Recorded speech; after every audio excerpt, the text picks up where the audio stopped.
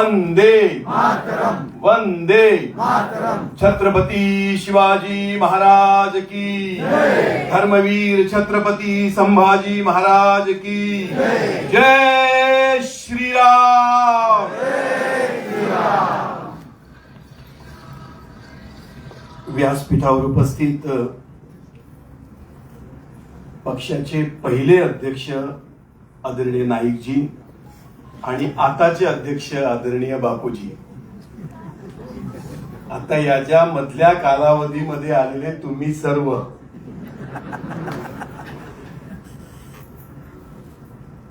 कधी कधी एखाद्या कार्यक्रमातला भरगच्च भरलेला स्टेज पाहिल्यावर असं वाटतं की आणीबाणीच्या काळात लोकांनी केलेल्या समर्पणातनं हे उगवलेलं आहे. मी बोलण्यापुरतं खरंच बोलत नाही.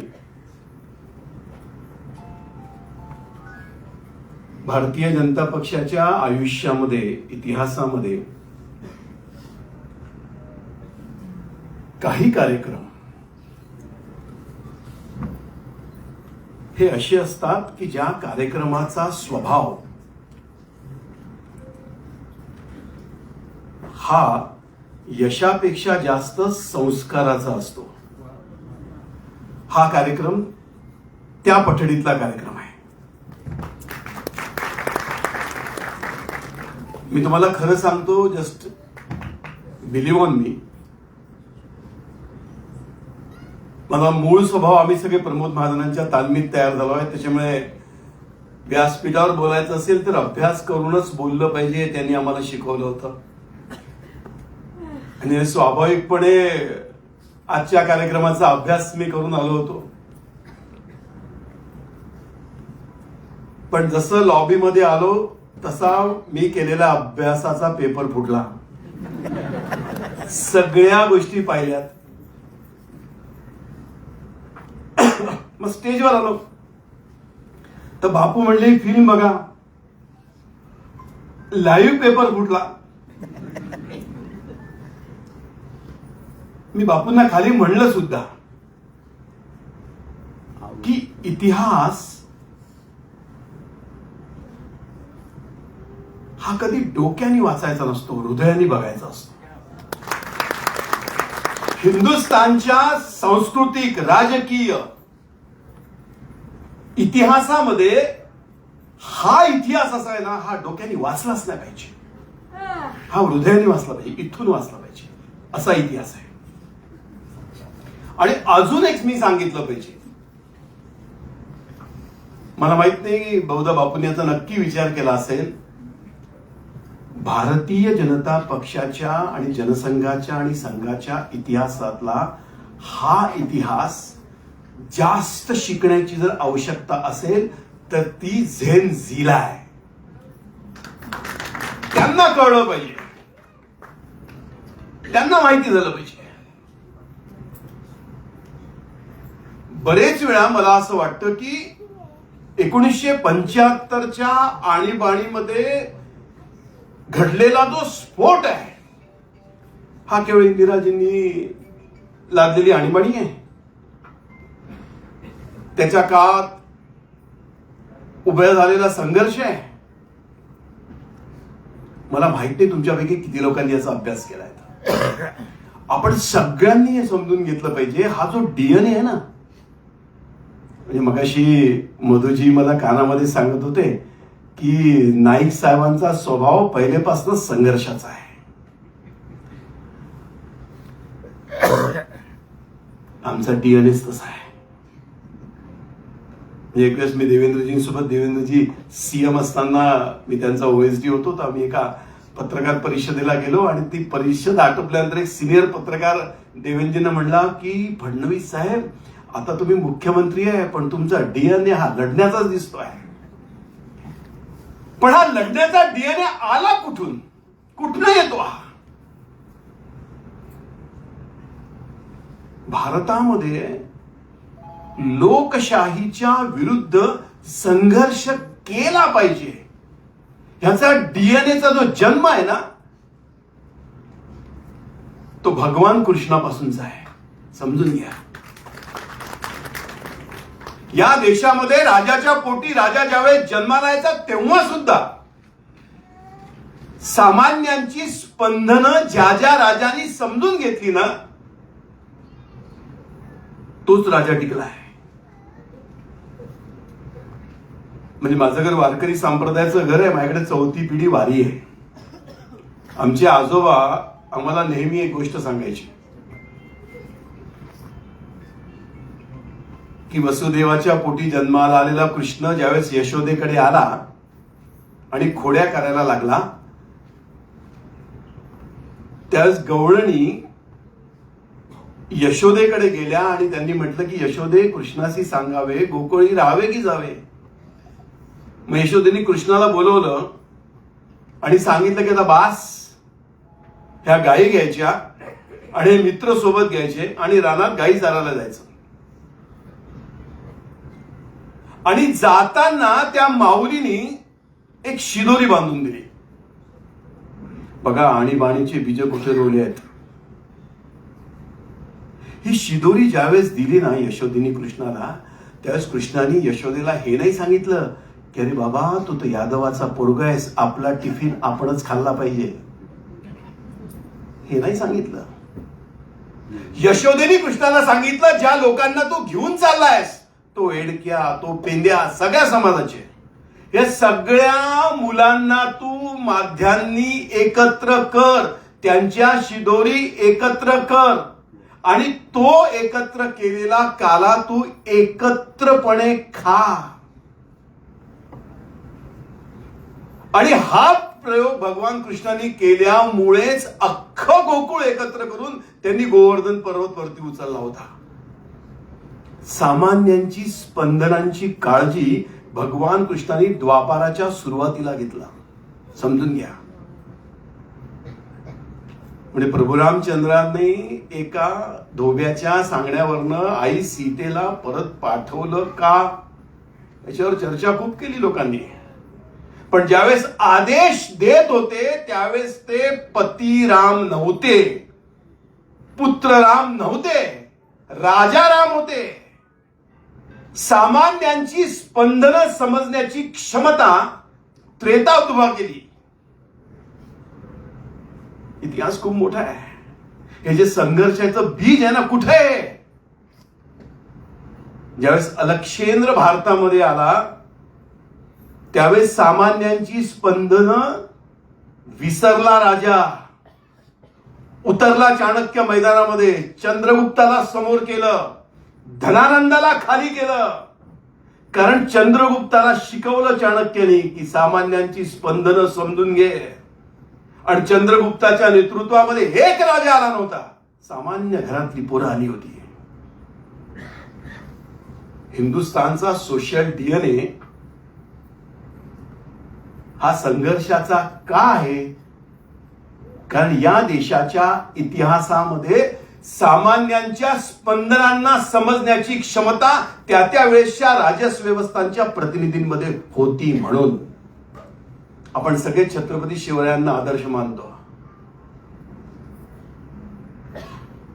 कोण अफजल खानाच्या विरोधात लढलं, कोण शाहिस्ते खानाच्या विरोधात लढला, छत्रपतींच्या सोबत कुठला राजा आला? सामान्य मावळ्यांची मुलं आलीत. त्या मावळ्यांच्या मुलांना सोबत घेऊन छत्रपतींनी हिंदवी स्वराज्य स्थापन केलं. कारण सामान्यांच्या स्पंदनांची कल्पना, जाणीव राजा छत्रपतींना होती. आम्ही सगळेजण लहानपणापासून स्वातंत्र्याचा इतिहास शिकलो. या देशामध्ये ग्रीक आले, शक आले, हूण आले, यवन आले, सगळे आक्रांत आले. आम्ही तर शिकलोय. ग्रीक, हूण, शक, टूटते ते भूमि पर, हारते ते हौसले, पंचनद की तीर पर, कथा पता नहीं कहाँ है वे, अतीत में समा गए. हे सगळे आक्रांत आले या देशावरती. पण हे आक्रांत जेव्हा सामान्यांना छळायला लागलेत, मग इंग्रजांच्या लक्षात असं आलं की इथं जर हा देश ताब्यात घ्यायचा असेल तर तो तलवारीच्या भरोश्यावर घेऊन चालणार नाही, तो कॉईनच्या भरोश्यावर चालेल. आणि मग मी 7व्या वर्गात वाचलं की व्यापारी म्हणून आले आणि राज्यकर्ते झाले. पण कोण लढलं यांच्या विरोधात? कुठला राजा लढला? काही बोटावर मोजणे एवढे राजे लढलेत. पण तमाम लोकांनी इथे उपस्थित समजून घेतलं पाहिजे की हिंदुस्थानला जे स्वातंत्र्य मिळालं, लोक लढलेत, हा जो लढण्याचा डीएनए आहे. कोण होतं महात्मा गांधी? महात्माजींच्या विचाराबद्दल मतभिन्नता असू शकते. कुठल्याच राजाच्या पोटी महात्मा गांधी जन्माला आलेले नव्हते. भगतसिंग लटकले फासावर, कुठल्या राजाच्या पोटी आले होते जन्माला? सामान्य घरातलं शिखाचं पोरग होतं ते. हे आमचे चाफेकर बंधू कुठल्या राजाच्या पोटी जन्माला आले होते? राजगुरू कुठल्या राजाच्या पोटी जन्माला आले होते? हिंदुस्थानच्या इतिहासामध्ये स्वातंत्र्याच्या लढ्यामध्ये कोण लढलं? सामान्य माणूस इंग्रजांच्या विरोधात लढला. Common man. राजे नव्हते का? होते ना. इंदोरचं राजघराणं, भोपाळचं राजघराणं, जयपूरचं राजघराणं, सगळे राजघराणे होते. पण लढला सामान्य माणूस. आणि त्या त्रिदशकामध्ये कॉमन मॅन इंग्रजांशी लढत होता, हळूहळू जिंकत होता. आणि देशाला स्वातंत्र्य मिळाल्यानंतर राजाच्या पोटी राजा पॅराडाईम शिफ्ट झालं आणि प्रजेच्या पोटी राजा जन्माला यायला लागला. यथा राजा तथा प्रजा, ते यथा प्रजा तथा राजा हा पॅराडाईम शिफ्ट झाला. देशात लोकशाही आली. पण आपला डीएनए हा संवेदनशीलतेचा, आपला डीएनए हा संघर्षाचा, अन्याय अत्याचाराच्या विरोधात लढण्याचा डीएनए, हा कृष्णापासूनचा छत्रपतीपर्यंतचा, चाणक्यापर्यंतचा आपला डीएनए. तुम्ही आम्ही आपल्या सगळ्यांचा डीएनए. आपला लोकशाहीचा डीएनए प्रचंड स्ट्रॉंग आहे बॉस. त्यामुळे या देशामध्ये लोकशाही आली. 52चं इलेक्शन झालं, 57चं झालं, 62चं झालं, 67चं झालं, 71चं झालं. मी फार डिटेलमध्ये जात नाही. पण 52 ते 71 इथे जे प्रामुख्याने भाजपचे कार्यकर्ते आहे ना, मला त्यांना मनापासून विनंती करायची, आजकाल फार वाचणं कमी झालं आहे. वाचतच नाही. रस्ता, पाणी, वीज, कमिट्या, भासच. हेच पाप केलं होतं काँग्रेसनी म्हणून भोगताय फळं. समजून घ्या. जर काँग्रेसच्या लोकांनी नीट काँग्रेसचा इतिहास वाचला असता ना साहेब, आपण इथे नसतोच. अख्खी काँग्रेस इथे असती. अख्खी काँग्रेस. काँग्रेसने नाही सेवा दलाचा इतिहास वाचला, काँग्रेसने नाही स्वातंत्र्याचा इतिहास वाचला, म्हणून हाल झाले काँग्रेसचे. पण केव्हा तरी भाजपच्या लोकांनी 52चं इलेक्शन बघितलं पाहिजे. कसे लढले लोक, कसे लढलेत. 71 पर्यंतचा इलेक्शनची जी जर्नी आहे ना ती वेगळी. आणि 71ला ज्यावेळेस प्रचंड बहुमत मिळालं इंदिराजींना, युद्ध आटोपलं होतं, बांगलादेश वेगळा झाला होता, शब्द बरोबर नाही, विरोधी असू द्या पण प्रधानमंत्री होत्या, पण सत्तेचा माज झाला होता. माज. 71ला प्रचंड यश, प्रचंड. 352 सीट्स निवडून आल्या होत्या. वाटेल ते करू शकतो असं झालं होतं. आणि याचा उल्लेख खाली केलाय.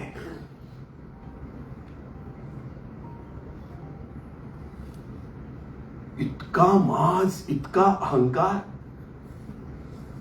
की त्यांना असं वाटलं होतं की आपण प्रशासनातल्या मोठ्या अधिकाऱ्यांना डायरेक्ट इलेक्शनचं एजंट करून सुद्धा काय फरक पडतो. पण हिंदुस्थानची सगळ्यात मोठी ताकद इथली ज्युडिशियल सिस्टीम स्टीम अजूनही. आणि आणीबाणीच्या पूर्वार्धाचा निर्णय झाला. इंदिराजींना सांगितलं की तुम्ही नाही जाऊ शकत सभागृहामध्ये. हायकोर्टाचा निर्णय आला. त्या सुप्रीम कोर्टामध्ये गेला. सुप्रीम कोर्टाने सांगितलं आम्ही स्टे देऊ शकत नाही.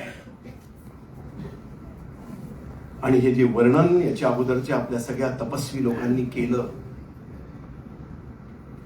मी आता अमितला कानामध्ये सांगत होतो की मला मनापासून कधी कधी असं वाटतं की आणीबाणीच्या कार्यक्रमामध्ये भाजपचा कार्यकर्ता तर पाहिजेच पाहिजे, वादच नाही. पण युवा मोर्चाचे कार्यकर्ते हवेत. कळलं पाहिजे यार, पितृतुल्य लोकांनी काय समर्पण केलं आयुष्यामध्ये. म्हणजे मला आठवतो, मी ज्यावेळेस प्राध्यापक होतो आणि पत्रकार होतो आणि प्रमोदजींच्या सांगण्यावरनं राजीनामा दिला, नागपूरला होतो आणि तिथून 20-25 दिवसानंतर श्रद्धेय प्रमोदजी रायपूरवरनं नागपूरला आले होते. मला म्हटलं, श्रीकांत झाली घोषणा तुझी? मी म्हटलं हो प्रमोदजी झाली घोषणा. कोणाच्या भेटी घेतल्यात? तर मी प्रमोदजींना म्हटलं की प्रमोदजी यांची भेट झाली, गिरीश्वासांची झाली, याची झाली, यादी सांगितली. पण श्रीकांत, राजकारणामध्ये करिअर करतानाची संवेदनशीलता जर टिकवायची असेल ना, तर आणीबाणीमध्ये भेटलेल्या एखाद्या कुठल्या तरी कार्यकर्त्याला जाऊन भेट. आणि मला त्यांनी छोटूबाई धाकरांचं नाव दिलं, मनोहरराव शेंडेंचं नाव दिलं. म्हणजे श्रीकांत, यांना ज्या दिवशी भेटशील ना, त्या दिवशी तुला कळेल की राजकारणात भाजपमध्ये का काम केलं पाहिजे, कसं काम केलं पाहिजे हे कळतंय आजकाल. पण व्हाय बीजेपी? कशासाठी का आलो आपण राजकारणामध्ये? जे काँग्रेसमध्ये होते त्याला अल्टरनेट म्हणून आपण आलो असतो तर we should be the real alternate. We are a party with a difference. Why? Not only due to we are ideology with a difference, but we are a leader with a difference. We are कार्यकर्ता with a difference. गल्लीमध्ये वावरताना हा काँग्रेसचा कार्यकर्ता, हा भाजपचा कार्यकर्ता, हा काँग्रेसचा नगरसेवक आणि हा भाजपचा नगरसेवक, लोकांना कळलं पाहिजे. आणि तो जर टिकवायचा असेल तर ज्या लोकांनी इथपर्यंत हे आणून ठेवलं ना, त्यांना महिन्यातून एक वेळा केव्हा तरी खरंच भेटलं पाहिजे.